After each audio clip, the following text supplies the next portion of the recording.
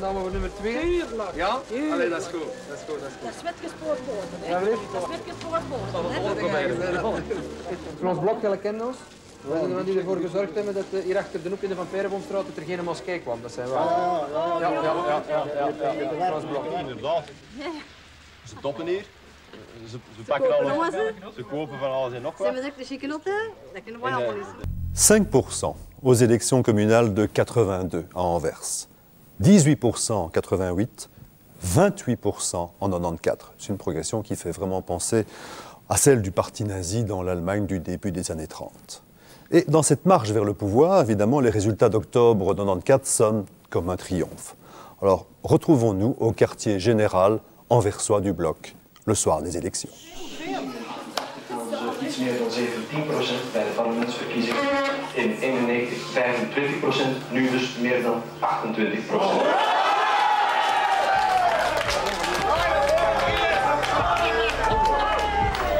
En octobre 1994, le Vlaams-Blok remporte un succès sans précédent aux élections communales de la ville d'Anvers.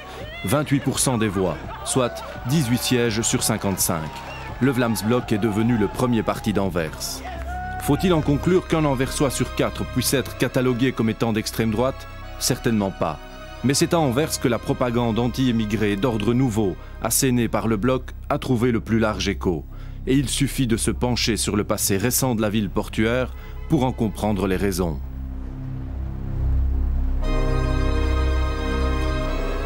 Depuis plus de 70 ans, la ville est gérée par une coalition SP-CVP. Lentement, l'usure du pouvoir va se faire sentir.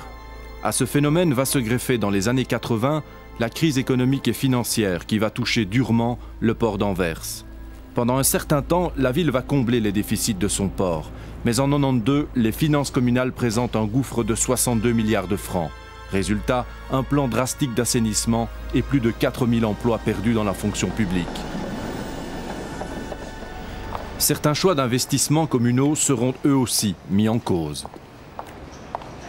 Le vieux bourgmestre a investi presque toutes les choses dans le centre-ville, le centre historique, a développé le maire, un des rues commerçants le plus important de la ville, et que les investissements dans les quartiers favorisés étaient à un niveau très bas.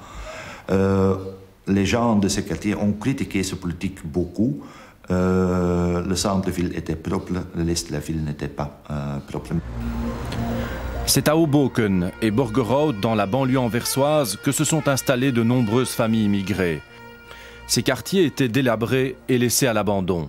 C'est bien entendu au cœur de ces zones défavorisées et auprès d'une population âgée que le Vlaams-Blok fera le plein de voix. Autre facteur essentiel, la fusion des communes de 1982. Avant la fusion des communes, chaque entité possédait sa maison communale et ses élus. Depuis la fusion, le nombre d'élus est passé de 294 à 55. Les maisons communales sont désertées, la population ne côtoie plus ses représentants. La politique de proximité se réduit à une peau de chagrin, le Vlaams-Blok, lui, décide d'occuper le terrain. Comme d'autres villes belges, Anvers n'a pas été épargnée par les scandales. Certains mandataires communaux seront soupçonnés de collusion avec les réseaux de prostitution. La présence des mafias russes et albanaises ne fait qu'accroître le sentiment d'insécurité et les soupçons de corruption. Le syndicat socialiste sera même convaincu d'avoir octroyé des avantages en noir à ses employés, et cela grâce aux cotisations de ses affiliés. Crise économique, crise du pouvoir, scandale financier, un terreau idéal pour l'extrême droite anversoise. Un mouvement qui n'a pourtant pas attendu les années 90 pour sortir du bois, puisqu'à Anvers, l'extrême droite est présente depuis l'avant-guerre. Sa première cible fut la population juive de la ville. Elle a plus souffert ici que dans n'importe quelle autre ville de Belgique. Un seul chiffre. Durant la Deuxième Guerre mondiale, 67% de la population juive d'Anvers a disparu dans la solution finale. Anvers est depuis lors considéré comme le berceau de l'extrême droite flamande. Après la Deuxième Guerre mondiale, beaucoup de gens qui ont collaboré avec le nazisme dans ce temps sont venus à Anvers pour se cacher dans l'anonymat d'une grande ville, la seule grande ville de la Flandre. Et donc, ce petit groupe qui ont été ici ont fait au début le financement et les troupes pour l'extrême droite. Un extrême droite à Anvers qui a été organisé par Karel Dillen, parce qu'avant c'était tous des différents petits groupuscules paramilitaires et des choses comme ça, mais Karel Dillen a réussi de les organiser dans un parti, le Vlaams Blok, en 1978. Le travail de sape de Karel Dillen et du bloc a porté ses fruits. En octobre 1994, afin d'éviter que les extrémistes flamingants se retrouvent aux commandes de la ville, les partis démocratiques vont devoir se coaliser.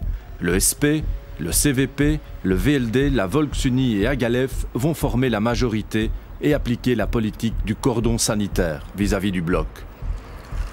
Sur le terrain, dans les banlieues, la situation a également évolué. Des programmes de rénovation urbaine sont appliqués. Aujourd'hui, Borgerhout ou Hoboken sont modernisés. Des plaines de jeux existent pour les jeunes et des éducateurs de rue s'occupent d'eux. Le bloc parle de terreur et d'insécurité, mais à Anvers, les édiles locaux ne pratiquent plus la politique de l'autruche et on tente de reconquérir le terrain, au moyen d'une autre politique d'investissement, mais surtout par le dialogue et l'information. Le Vlaams Blok, il faut combattre sur son vrai programme. Ce n'est pas seulement les points contre les immigrés et pas seulement le séparatisme flamand, mais c'est aussi qu'ils veulent plus de syndicats, que c'est un parti néolibéral qui est là-bas pour le grand capital et pas pour les ouvriers, que c'est un parti qui veut que les femmes restent à la maison et des choses comme ça. Et je pense que c'est nécessaire que les partis démocratiques disent ça à l'électorat.